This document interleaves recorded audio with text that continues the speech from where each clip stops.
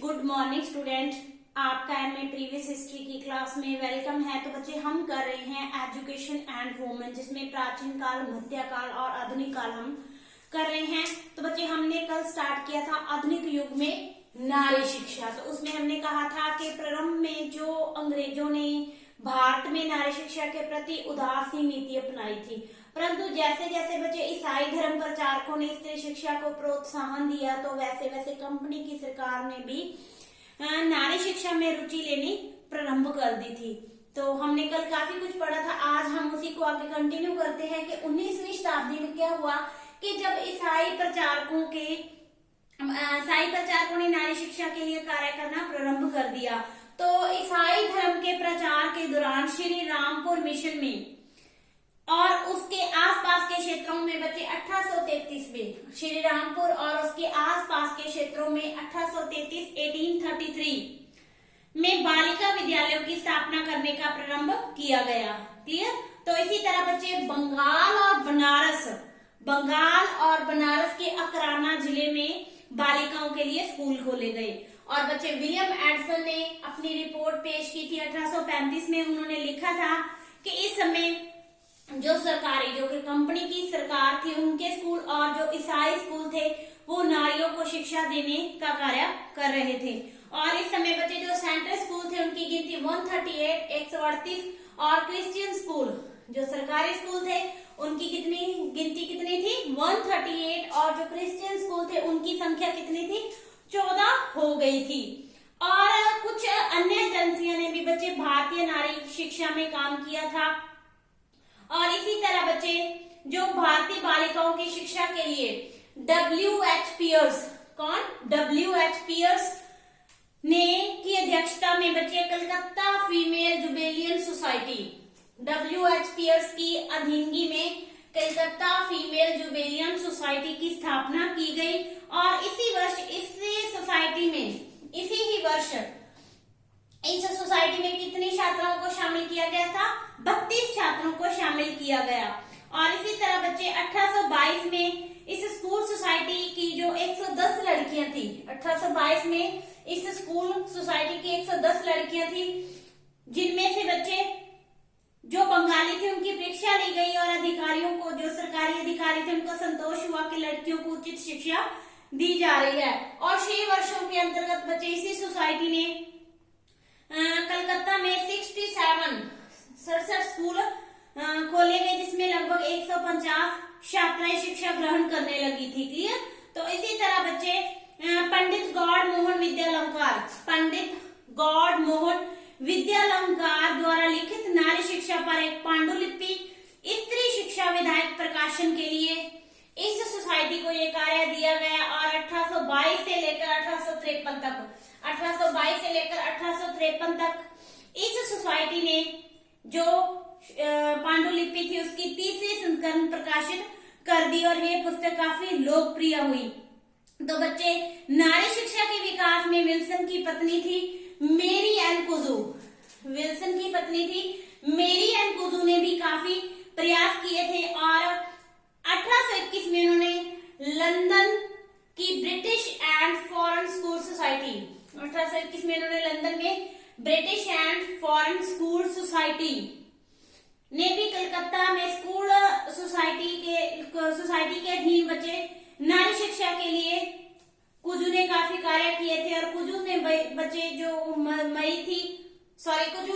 जो मेरियन कुजू थी, उन्होंने मई 1821 में लंदन से भारत के लिए प्रस्थान किया था और नवंबर में वो भारत आ गए थे। और 1822 में उनके निर्देशन के लिए जो बालिकाएं थी उनके लिए 8 स्कूल खोले गए। किनकी अध्यक्षता में? मेरी एन कुजू की अध्यक्षता में भारत में कितने स्कूल खोले गए?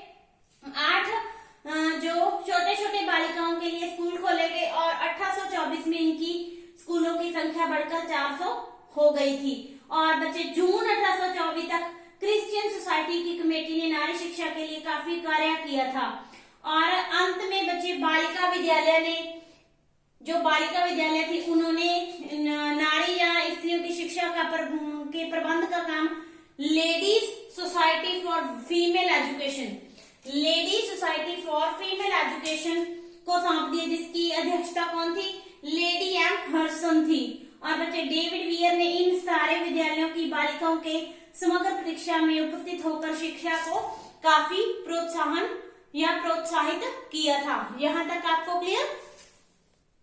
तो इसी तरह बच्चे जो ईसाई मिशनरियों ने देश के अन्य भागों में स्त्री शिक्षा का विकास किया और 17 अक्टूबर 1871 को मद्रास में एक लड़कियों की शिक्षा के लिए स्कूल खोला गया। और थॉमस मुनरो के अनुसार बच्चे मद्रास में जो स्कूल कॉलेजों की संख्या 12,498 थी, 12,498 थी। और वहीं बच्चे वहां के प्रांत की आबादी थी 1,28,50,941। कितनी थी? 1,28,50,941। तो इससे पता चलता है कि प्रति 1000 जनसंख्या पीछे एक स्कूल था। परंतु बच्चे लड़कियों के लिए केवल जो उस समय कितने स्कूल बनाए गए थे? 500 स्कूल बनाए गए थे। तो इसी तरह बच्चे मद्रास में लड़कियों की शिक्षा के लिए प्राथमिक विद्यालय भी बनाए गए, जैसे कि the church mission boarding school 1837 में बनाया गया। इसी तरह the free church school Madras ये 1841 में इनकी स्थापना की गई। The free church boarding school 1842 में बनाया गया। The mission boarding school Madras 1849 में बनाया गया। तो मद्रास की तरह बच्चे धीरे धीरे बंबई में भी अमेरिकन मिशन सोसाइटी, किसने? बंबई में जो स्त्री शिक्षा को प्रोत्साहन दिया था, अमेरिकी मिशन सोसाइटी ने स्त्री शिक्षा को काफी प्रोत्साहन दिया। और सोसाइटी ने 1824 में वहां एक बालिका पाठशाला की स्थापना की। और 2 साल बाद बच्चे 9 बालिका पाठशाला स्थापित की गई, जिनका अध्ययन करने वाली छात्रों की संख्या पहले 340 थी और 1829 तक आते आते उनकी संख्या 400 हो गई थी। और इन 400 छात्राओं के बीच बच्चे 122 छात्राएं ऐसी थी जो पढ़ने लिखने और सिलाई करने के कार्य में काफी निपुण थी।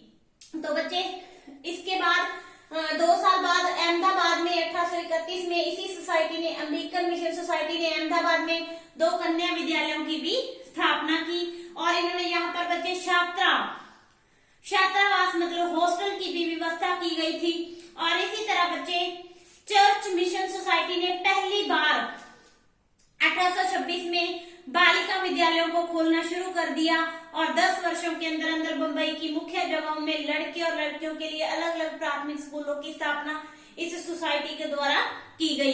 और 1850 तक आते आते बच्चे 354 दिन चलने वाली जो शिक्षण संस्थाएं खोली गई थी, जिसमें बच्चे 1500 लड़कियां शिक्षा ग्रहण करती थी। और इनके लिए 91 आवासीय स्कूल, रेजिडेंशियल आवासीय स्कूल भी थे। और इन आवासीय स्कूलों में पढ़ने वाली छात्राओं की संख्या 2450 थी। कितनी थी?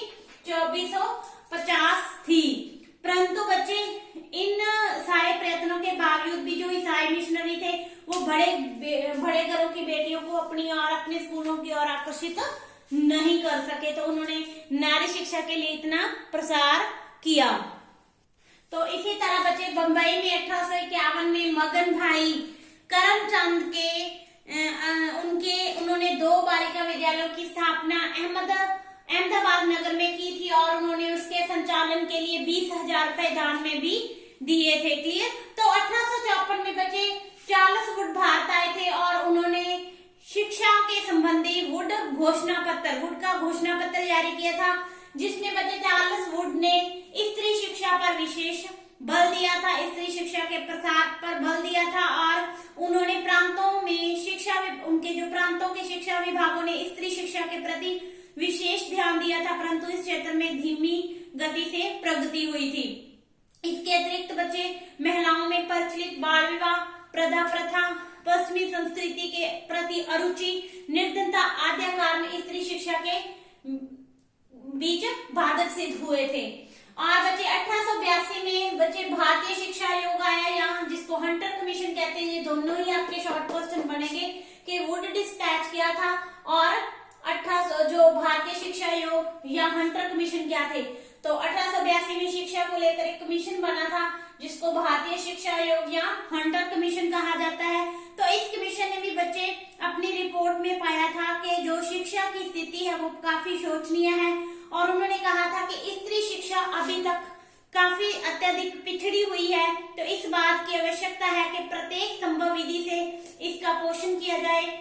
तो उन्होंने काफी सुझाव दिए थे, जैसे कि जन सहयोग लिया जाना चाहिए, बालिकाओं का पाठ्यक्रम बालिकों से अलग होना चाहिए, महिला अध्यापकों की नियुक्ति की जानी चाहिए, और जो महिला शिक्षा है वो निःशुल्क दी जानी चाहिए, छात्रावास होने चाहिए, स्त्री शिक्षा के लिए सार्वजनिक कोष से धनराशि दी जानी चाहिए, और सहायक अनुदान दिए जाने चाहिए। पर्दे में रहने वाली शिक्षाओं को पर्दे में रहने वाली महिलाओं के लिए घर पर शिक्षा की व्यवस्था की जानी चाहिए। तो इस तरह उन्होंने बहुत से सुझाव दिए थे।